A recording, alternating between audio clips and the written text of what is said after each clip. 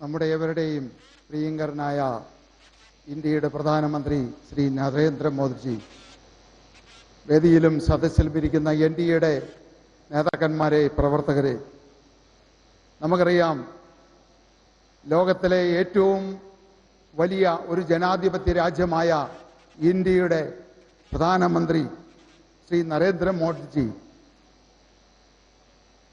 ഇന്ന് ലോകത്തിലെ ഏറ്റവും കൂടുതൽ ആളുകൾ ആരാധിക്കുന്ന ഒരു വ്യക്തിയാണ്. അദ്ദേഹത്തിന്റെ സോഷ്യൽ മീഡിയയിൽ ഏതാണ്ട് 100 മില്യണിലധികം ആളുകളാണ് അദ്ദേഹത്തെ ഫോളോ ചെയ്യുന്നത്. അതിന്റെ തൊട്ടടുത്ത് നിൽക്കുന്നത് അമേരിക്കൻ പ്രസിഡന്റ് ഡൊണാൾഡ് ട്രംപിന് വെറും 43 മില്യൺ ഫോളോവേഴ്സ് മാത്രമേ ഉള്ളൂ. ഈ കഴിഞ്ഞ 12 വർഷക്കാലത്തെ മോദിജിയുടെ ഭരണം കൊണ്ട് ഇന്ത്യ ലോകത്തിന്റെ ഉന്നതിയിലേക്ക് വളർന്നു എന്നുള്ളതാണ്. നമുക്കറിയാം, ഇന്ന് UK-യെയും ജപ്പാനെയും മറികടന്ന് ഇന്ത്യ ഇന്ന് 4ാമത്തെ സാമ്പത്തിക ശക്തിയായി ഇന്ന് ലോകത്തിൽ മാറിയിരിക്കുന്നു. ഡിജിറ്റൽ എക്കോണമിയിൽ അമേരിക്കയും ചൈനയും കഴിഞ്ഞു കഴിഞ്ഞാൽ ഇന്ത്യ 3ാമത്തെ ശക്തിയായി മാറിയിരിക്കുന്നു. 10 വർഷം മുമ്പ് ഞാൻ ഈ ലോകം മുഴുവൻ സഞ്ചരിക്കുമ്പോൾ ഒരു ഇന്ത്യക്കാരൻ എന്ന് പറയുമ്പോൾ ഏതോ ഒരു ദരിദ്ര രാജ്യത്തിൽ നിന്ന് വരുന്ന ഒരാളെ പോലെ തല കുനിച്ച് നിൽക്കേണ്ടതായിട്ട് വന്നിട്ടുണ്ട്. ഇന്ന് അവസ്ഥ മാറി. ഇന്ന് 12 വർഷത്തെ മോഡിജിയുടെ ഭരണം കഴിയുമ്പോൾ ഇന്ന് ഇന്ത്യക്കാരൻ എന്ന് പറഞ്ഞു കഴിഞ്ഞാൽ എല്ലാവരും പറയും മോഡിജി എന്ന്. ഇന്ന് നമുക്ക് തന്റെ ഇടത്തോടെ ധൈര്യത്തോടെ തല ഉയർത്തി നിൽക്കാനായിട്ടുള്ള ഒരു സാഹചര്യം ഇന്നുണ്ടാക്കി. നമ്മൾ ഓർക്കുന്നുണ്ടാവും, പഹൽഗാമില് നമ്മുടെ 26 പേരെ നിരപരാധികളായിട്ടുള്ള നമ്മളെ സഹോദരന്മാരെ അവരുടെ അടിവസ്ത്രം ഊരി മതം നോക്കി വെടിവെച്ച് വന്നപ്പോ രാത്രികൾക്കുള്ളിൽ തന്നെ അതിന് പകരം തിരിച്ചടിച്ച് ഈ ഇന്ത്യയുടെ നരേന്ദ്രമോദിജി പറഞ്ഞത് എന്താണെന്ന് അറിയാമോ? ഇത് പഴയ ഇന്ത്യ അല്ല, കോൺഗ്രസ് ഭരിച്ച ഇന്ത്യ അല്ല എന്നാണ്.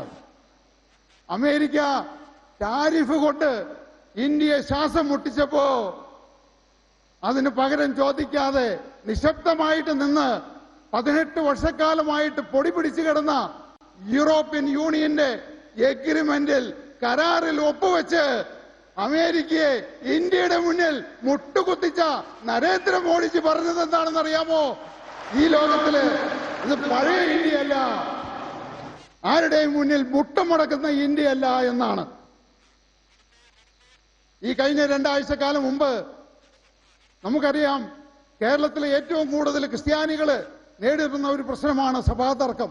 അതുമായിട്ട് ബന്ധപ്പെട്ട് നരേന്ദ്രമോദിജിയെ കാണാനായിട്ട് ഇടയുണ്ടായി. ഇന്ന് എനിക്ക് ഉറപ്പുണ്ട്, ഈ 114 വർഷമായിട്ട് നടക്കുന്ന നമ്മുടെ സഭാതർക്കത്തിന് ഒരു പരിഹാരം അദ്ദേഹത്തിന് ഉണ്ടാക്കാൻ പറ്റുമെന്ന് എനിക്ക് പൂർണ്ണ വിശ്വാസമുണ്ട്.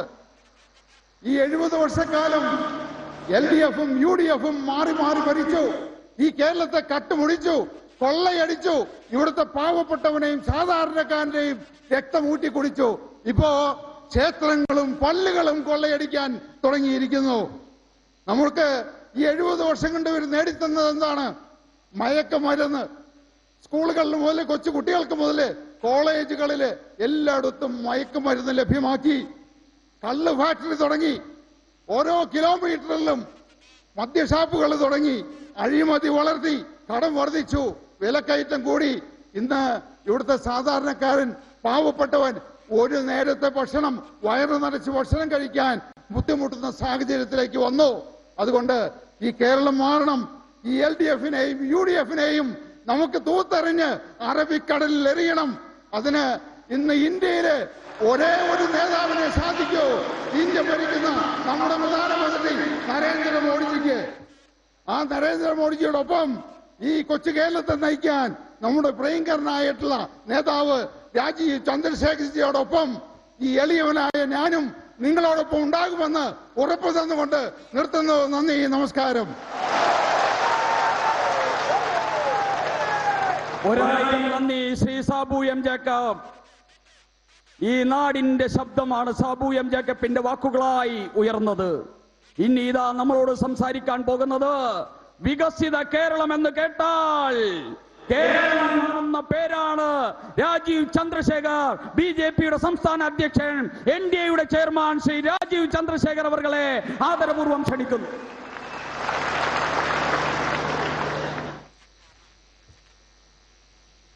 നമ്മുടെ എല്ലാവരുടെയും ഏറെ ബഹുമാന്യനായ ഇന്ത്യ രാജ്യത്തിന് നയിക്കുന്ന NDA നയിക്കുന്ന ഇന്ത്യ രാജ്യത്തിന്റെ പ്രധാന സേവകനായ നരേന്ദ്രമോദിജിയും ഇവിടെ വന്ന വേദിയിലും സദസ്സുമുള്ള NDAന്റെ സഹപ്രവർത്തകർക്കും എന്റെ വിനീതമായ നമസ്കാരം.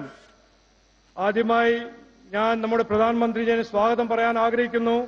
നമ്മളെല്ലാവരുടെയും പേരിൽ ഇത് NDAന്റെ ആദ്യത്തെ യോഗമാണ്, ഒരു മഹായോഗമാണ്.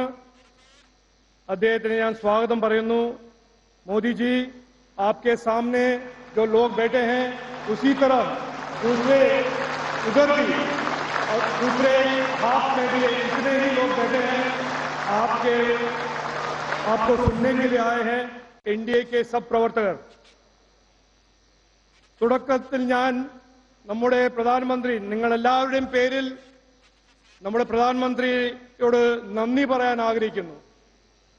ബ്രിട്ടീഷുകാർ തന്ന പേര് കേരള, അതിനെ മാറ്റി കേരളം എന്നത് ആക്കിയത് നമ്മുടെ നരേന്ദ്രമോദിജിയാണ്. 70 കൊല്ലം നമ്മുടെ സംസ്ഥാനം രൂപീകരിച്ച് 70 കൊല്ലമായി. ഇതിനു മുമ്പ് മാറി മാറി ഭരിച്ച കോൺഗ്രസും CPM-ഉം ഇത് ചെയ്യാൻ ചെയ്തില്ല. നരേന്ദ്രമോദിജിയാണ് ഇന്ന് കേരള എന്ന പേരിൽ മാറ്റി കേരളം ആക്കിയത്. അദ്ദേഹത്തോട് നന്ദി പറയാൻ ആഗ്രഹിക്കുന്നു. മോദിജി, आपको हम सब धन्यवाद बोलना चाहते हैं कि आपने हमारे स्टेट का नाम केरल से केरलम बनाया है. ये हमारे हिस्ट्री, हमारे संस्कार और हमारे मूल्यों से अलाइंड नाम है और हम हमको धन्यवाद देते हैं. ഞാൻ കൂടുതൽ സംസാരിക്കുന്നില്ല. നമ്മളെല്ലാവരും ഇവിടെ വന്നിരിക്കുന്നത് നമ്മുടെ നരേന്ദ്രമോദിജിനെ കേൾക്കാനാണ്. പക്ഷേ ഞാൻ 2 വാക്ക് പറയാൻ ആഗ്രഹിക്കുന്നു. സാബുജി പറഞ്ഞ പോലെ 70 കൊല്ലം മാറി മാറി ഭരിച്ച കോൺഗ്രസും CPM നാടിനെ നശിപ്പിച്ചിരിക്കുന്നു. ഇത് ഈ പ്രക്രിയ തുടങ്ങിയത് കഴിഞ്ഞ 10 കൊല്ലമൊന്നല്ല, ഇതിന് മുമ്പ് നടന്നതാണ്, മുമ്പ് തുടങ്ങിയതാണ്. മതിയായി എന്നാണ് ജനങ്ങൾ ഇപ്പോൾ പറയുന്നത്. മതിയായി UDF, മതിയായി കോൺഗ്രസ്. ഇവര് രണ്ടുപേരും ശബരിമല കൊള്ളയാണോ, ജമാഅത്തെ ഇസ്ലാമിന്റെ ഒപ്പം രാഷ്ട്രീയമാണോ, അഴിമതി രാഷ്ട്രീയമാണോ, ജനങ്ങൾക്ക് വാജ്യ വാഗ്ദാനം കൊടുക്കുന്ന രാഷ്ട്രീയം ചെയ്യുന്നവരാണ്? രണ്ടുപേരും രണ്ടല്ല ഒന്നാണ്. UDF-ഉം LDF-ഉം രണ്ടല്ല ഒന്നാണ്. ജനങ്ങളെ വഞ്ചിക്കുന്ന രാഷ്ട്രീയം ചെയ്യുന്ന 2 പാർട്ടികളാണ്. ഇനി വരാൻ പോകുന്ന കാലം നാടിന് വേണ്ടി നാടിന്റെ ഭാവി തീരുമാനിക്കുന്ന ഇലക്ഷനാണ് ഈ വരാൻ പോകുന്നത്. കുട്ടികളുടെ ഭാവി തീരുമാനിക്കേണ്ടത് ഇലക്ഷനാണ്. ഏത് ദശയിലാണ് നമ്മുടെ നാട് പോകേണ്ടത്? വികസിത കേരളം സൃഷ്ടിക്കാൻ BJP NDAക്ക് മാത്രമേ കഴിയുള്ളൂ. അവസാനം ഞാൻ കൂടുതൽ പറയുന്നില്ല. അവസാനം ഞാൻ ഇത് മാത്രം പറയാൻ ആഗ്രഹിക്കുന്നു. ഈ നാടിന്റെ വികസനം ചെയ്തു കൊടുക്കാനും ചെയ്യാൻ താല്പര്യവും കഴിവുള്ളത് നരേന്ദ്രമോദിജി നയിക്കുന്ന BJP NDA ആണ്. ഈ നാടിലെ വിശ്വാസികളെ സംരക്ഷിക്കാൻ NDA BJP നരേന്ദ്രമോദി നയിക്കുന്ന BJP NDAക്ക് മാത്രമേ കഴിയുള്ളൂ. അതിന്റെ ഒപ്പം ജമാഅത്തെ ഇസ്ലാമി അതുപോലെ തീവ്രവാദ സംഘടനയെ പുറത്താക്കി വെക്കാനും നമ്മുടെ സമുദായത്തെ സംരക്ഷിക്കാൻ BJP NDAക്ക് മാത്രമേ കഴിയുള്ളൂ. ആലോചിക്കണം. വരുന്ന തെരഞ്ഞെടുപ്പ് നാടിന്റെ ദശയും തീരുമാനിക്കുന്ന ഇലക്ഷനാണ്. ജനങ്ങൾ ആലോചിക്കണം. NDAനെ സർക്കാരിൽ കൊണ്ടുവരണം എന്ന് പറഞ്ഞ് വാക്ക് ചുരുക്കുന്നു. എല്ലാവർക്കും നമസ്കാരം, നന്ദി. ഭാരത് മാതാ കി. പ്രിയപ്പെട്ടവരെ, നമ്മൾ ആഗ്രഹിക്കുന്ന ആ മുഹൂർത്തം ഇതാ എത്തുകയാണ്. ലോകം മുഴുവൻ കാതോർത്തിരിക്കുന്ന മഹാശബ്ദത്തിനുടമയായ നരേന്ദ്ര ദാമോദർ ദാസ് മോദി ഇതാ ഈ മഹാസമ്മേളനത്തെ അഭിസംബോധന ചെയ്യുകയാണ്. നമ്മൾ അദ്ദേഹത്തെ അഭിവാദ്യം അർപ്പിച്ചുകൊണ്ട് അദ്ദേഹത്തെ ബഹുമാനപൂർവ്വം പ്രസംഗത്തിനായി ഈ സമ്മേളനത്തെ അഭിസംബോധന ചെയ്യാനായി ക്ഷണിക്കുന്നു. അദ്ദേഹത്തിന്റെ പ്രസംഗം പരിഭാഷപ്പെടുത്തുന്നതിലേക്കായി ശ്രീ സന്ദീപ് വചസ്പതിയെ ക്ഷണിക്കുന്നു. നമസ്കാരം എറണാകുളം. കൂടുതൽ വാർത്തകൾക്ക് news 18 Keralam YouTube channel subscribe ചെയ്യുക.